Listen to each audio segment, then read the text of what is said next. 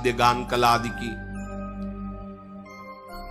उन बुलाकर कहा कि देखो तुम प्रवीण हो और सबके सुख के लिए तुम्हें जाना होगा और ऋष्य श्रृंग को लुभायमान करके हमारे राज्य शासन में प्रवेश कर।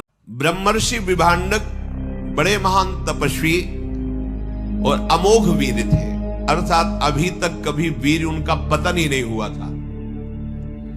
उनके प्रतापी पुत्र ऋष्य श्रृंग का जन्म कैसे हुआ है मैं बताता हूं। विभांडक मुनि परम पूजनी, महान तेजस्वी, कश्यप गोत्री, कोई भी देवता उनके सामने टिक नहीं सकता, ऐसी प्रचंड तपस्या। वो एक कुंड में खड़े होकर के जल में मंत्र का अनुष्ठान कर रहे थे। दीर्घ काल तक महान कष्ट सहते हुए मंत्राकार वृत्ति। तस्य रेतः प्रचस्कंद दृष्ट्वा अप्सर उर्वशीम।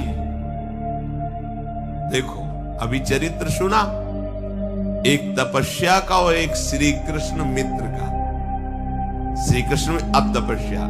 तस्य रेतः प्रचस्कंद दृष्ट्वा अप्सरस मुर्वशीम अपसूप स्पृशतो राजन मृगी तच्चा पिबत तदा। वो जहां जलकुंड में खड़े होकर के मंत्र जाप कर रहे थे, वहीं उर्वशी अप्सरा आ गई और स्नान कर रही थी। शास्त्र निषेध करता है एक बार दृष्टि चली जाए, जैसे आप परिक्रमा लगा रहे हैं, यमुना में कोई माई बहन स्नान कर रही तो दृष्टि संभाली, अगर एक बार चली जाए तो दोबारा नहीं जानी चाहिए। अगर दोबारा उस रूप में देखते हैं तो फिर आपका अंतःकरण मलिन हो जाएगा। अब इतने बड़े महान तपस्वी विभांडक जी कितने एकांत में मंत्र के चिंतन में लगे हैं। अब स्नान से जल का शब्द होता है, तो अचानक दृष्टि गई तो उर्वशी जी स्नान कर रहे थे। उर्वशी जी के रूप को देखकर जो अमोघ वीर थे आज संभल नहीं पाए। उर्वशी ने कुछ कहा नहीं, यहां तो अर्जुन के समीप गई थी। श्री कृष्ण बल और तपस्या बल में अंतर है। उनका वो अमोघ वीर इतना मन व्यथित हुआ, कुछ हुआ नहीं, कुछ नहीं कि उर्वशी को जाके स्पर्श, कुछ नहीं, केवल दृश्य देखा, मन विचलित हो गया। तो एक मनोवाह नाड़ी, अगर मन विचलित हो गया तो मनोवाह नाड़ी स्थित ब्रह्मचर्य को भी स्खलित कर देती है। वीर स्खलित हो गया और वीर उसी कुंड के जल में, और वो लहरों से किनारे आ गया। इतने में एक मृगी प्यास से व्याकुल थी तो जो जल पिया तो एक देव कन्या थी। लोक सृष्टा भगवान ब्रह्मा जी ने उसको अपराध विमोचन के लिए कहा था। किसी अपराध से किसी मुनि का अपराध कर दिया था तो ये मृगी का उन्होंने श्राप दे दिया था। तो उन्होंने कहा था जब तुमसे एक ब्रह्म ऋषि का वीर्य तुम्हारे उदर में जाएगा और एक ब्रह्म ऋषि ही प्रकट होगा तो तुम मृग योनि से मुक्त हो जाओगी। तो वास्तविक ये देव कन्या थी। ब्रह्मा जी की वाणी अमोघ है, दैव का विधान अमोघ है। उसके उदर में वीर्य गया और ये श्रृंग एक सींग बालक प्रकट हुआ। अब वहीं आसपास रहते तो जब बालक को देखा तो विभांडक ऋषि ने ध्यान के द्वारा देखा ये तो मेरा ही बालक है, मेरे ही। तपस्या में संलग्न रहने वाले बनवासी श्री विभांडक ऋषि ने ऋष्य श्रृंग को अपने पास दुलार प्यार करके पालन पोषण करने लगे। एक सींग होने के कारण उन्हें श्रृंगी ऋषि ऋष्य श्रृंग कहा गया। उन्होंने जीवन में ना तो कभी किसी स्त्री को देखा था ना कभी किसी पुरुष को, केवल अपने पिता को देखा था बस। और वो मृगी जन्म देकर ही पधार गई थी, इसलिए उनका स्वाभाविक ब्रह्मचर्य था, कोई चिंतन ही नहीं था। चक्रवर्ती सम्राट महाराजा दशरथ जी के मित्र थे लोमपाद अंग देश के राजा। इन दोनों में यह हुआ था जिसके पहले संतान होगी वो एक दूसरे को देगा। तो महाराज दशरथ के शांता नाम की कन्या हुई थी, जो इन लोमपाद अंग देश के राजा को उन्होंने दी थी। इनके स्वभाव में थोड़ा सा रुद्र भाव आ गया था, तो ब्रह्म ऋषियों से उन्होंने कटु व्यवहार कर दिया। वो नाराज होकर इनके यहां से चले गए। ये अपराध के कारण पूरे देश में वर्षा होनी बंद हो गई। देखो, जब धर्म का और भजन करने वालों का, सतशास्त्रों का अपमान होता है तो किसी और को दंड देने की जरूरत नहीं, प्रकृति दंड देने लगती है। फसल पक्की खड़ी है, ओले और पानी गिर गए, नष्ट हो गया। जब पानी की जरूरत है तो सूखा है, और जब पानी की जरूरत नहीं तो पानी, उल्टा प्रकृति दंड देने लगती है। अब इनके यहां वर्षा ही नहीं हुई, अब तो घबरा गए, बहुत भयभीत हुए और ब्राह्मणों को एकत्रित किया और पूछा कि मेरे से क्या अपराध बन गया। तो उनमें से एक श्रेष्ठ महर्षि खड़े हुए, उनका, राजेंद्र, ये जो वर्षा नहीं हो रही, तुमने ब्राह्मणों का अपमान ब्रह्म ऋषियों का किया, जब तक तुम प्रायश्चित नहीं करोगे तुम्हारे यहां वर्षा नहीं होगी।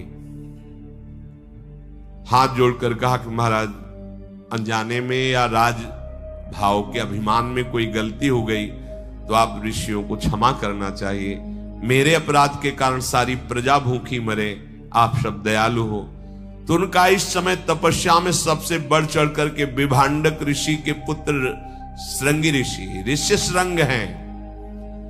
उन्होंने आज तक कभी स्त्री देखा नहीं है। यदि आप उनको किसी भी तरह सम्मान पूर्वक लाओ और अपने सिंहासन पर विराजमान करो, अभी वर्षा हो जाएगी, दूसरा कोई उपाय नहीं। राजा लोमपाद ब्राह्मणों के चरणों में बार बार प्रणाम करके अपनी राजधानी में आए और विचार किया कि ऐसे महातपस्वी को कैसे लाया जा सकता है। राजा, मंत्री और ब्राह्मणों से सलाह की कि क्या उपाय हो सकता है।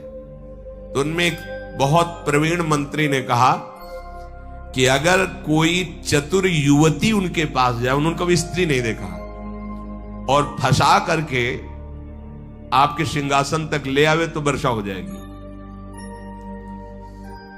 राजा ने अपने दरबार की प्रधान वैश्या को बुलाया। वो बहुत वयोवृद्ध थी और उसके शासन में शास्त्रों 9 युवतियां राज सेवा में नृत्य, वाद्य, गान, कला आदि की। उन बुलाकर कहा कि देखो, तुम प्रवीण हो और सबके सुख के लिए तुम्हें जाना होगा, और ऋषि श्रृंग को लुभायमान करके हमारे राज्य शासन में प्रवेश कराओ और सिंहासन में बैठा लो। वैश्याओं का रंग फीका पड़ गया, मूर्छित सी होने लगी। उनका, महाराज तुम्हें पता है, अगर थोड़ी भी त्रुटि हो गई तो भस्म कर देंगे। तपस्या के धनी उनके पिता विभांडक और स्वयं वो, और अगर मैं ना करती हूं तो आप मुझे मृत्यु दंड देंगे। इसलिए मैं, कार्य तो असंभव है, पर आपके लिए प्राणों की बाजी लगाकर प्रयास करूंगी। मैं जो भी आदेश करूं उसका तत्काल पालन किया जाए।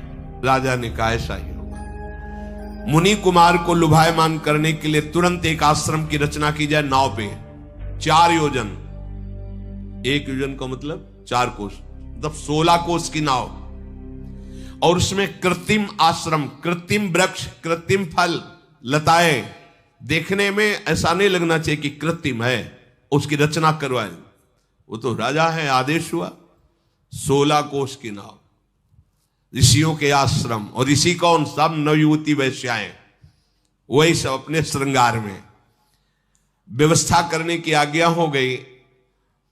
प्रचुर धन लगा करके सुंदर श्रृंगार युक्त आश्रम नाव में, ऐसा ना पता चले कि नाव है।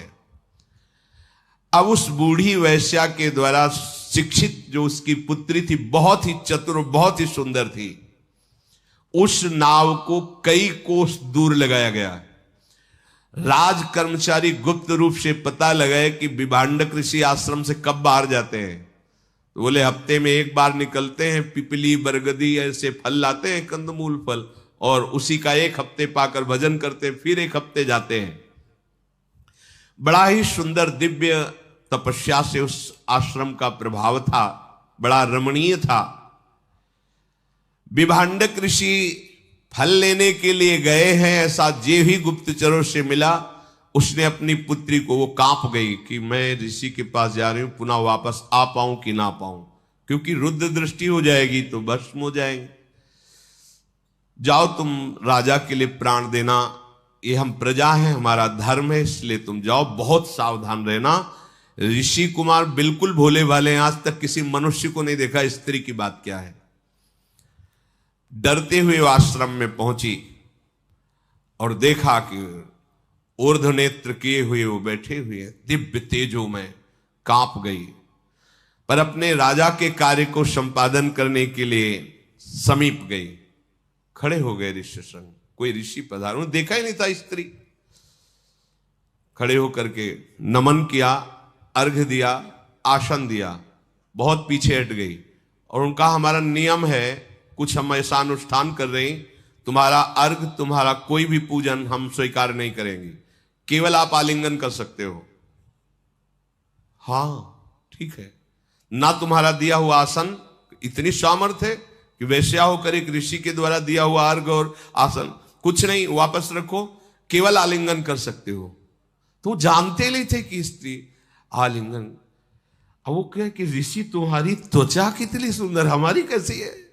अब वो तो जंगल में रह रहे, गर्मी सर्दी से त्वचा मोट, और वो तो सुंदर नव युवती वैश्या, तो बोले ऋषि तुम्हारी त्वचा कितनी, तुम्हारी जटाएं कितनी कोमल, कोमल बाल और सुगंधित तेल से सींचे हुए, बार बार तुम किस देश के ऋषि हो। और वो तो कभी देखा ही नहीं ना, स्त्री कभी देखा ही नहीं। बड़ी उनको उत्सुकता हो रही कि किस देश के ऋषि हमारे यहां पधारे हैं, मुझे दर्शन से बड़ा सुख मिल रहा है। ब्राह्मण आप तो बहुत ही सुंदर लग रहे हो, बहुत बड़े तपस्वी हो गए तभी इतने सुंदर हो, तो मेरा ये अर्घ और फल फूल क्यों नहीं ले रहे।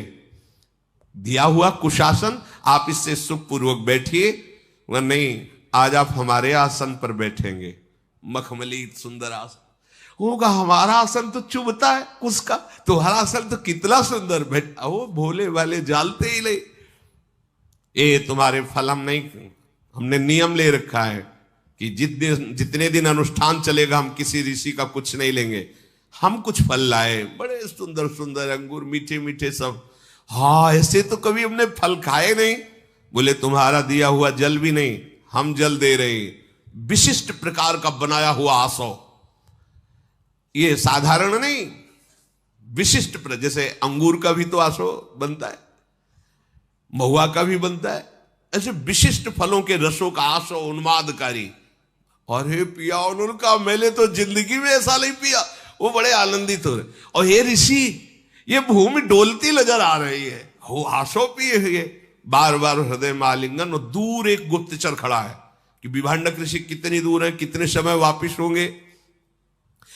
वो कहा आप में बड़ा सुख मिल रहा है। ब्राह्मण आप तो बहुत ही सुंदर लग रहे हो, बहुत बड़े तपस्वी हो गए तभी इतने सुंदर हो, तो मेरा ये अर्घ और फल फूल क्यों नहीं ले रहे। दिया हुआ कुशासन, आप इससे सुखपूर्वक बैठिए, वह नहीं, आज आप हमारे आसन पर बैठेंगे, मखमली सुंदर आसन होगा। हमारा आसन तो चुभता है उसका, तुम्हारा आसन तो कितना सुंदर बैठा। वो भोले वाले जालते ही नहीं, ये तुम्हारे फल हम नहीं, हमने नियम ले रखा है कि जितने दिन अनुष्ठान चलेगा हम किसी ऋषि का कुछ नहीं लेंगे। हम कुछ फल लाए, बड़े सुंदर सुंदर अंगूर, मीठे मीठे सब। हाँ ऐसे तो कभी हमने फल खाए नहीं। बोले तुम्हारा दिया हुआ जल भी नहीं, हम जल दे रहे, विशिष्ट प्रकार का बनाया हुआ आसो, ये साधारण नहीं, विशिष्ट जैसे अंगूर का भी तो आसो बनता है, महुआ का भी बनता है, ऐसे विशिष्ट फलों के रसों का आसो उन्मादकारी।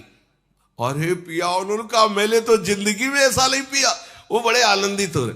और हे ऋषि, ये भूमि डोलती नजर आ रही है, हो आसो पिए हुए, बार बार हृदय में आलिंगन। और दूर एक गुप्तचर खड़ा है कि विभांडक ऋषि कितनी दूर है, कितने समय वापिस होंगे।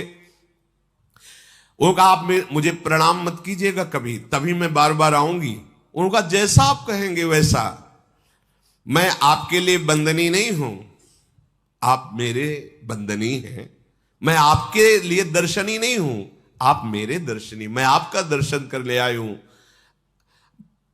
बार बार उनके द्वारा आलिंगन को ऋष्य श्रृंग बड़ा सुखद अनुभव करने लगे। वो बार बार वो तो आई है रिझाने के लिए।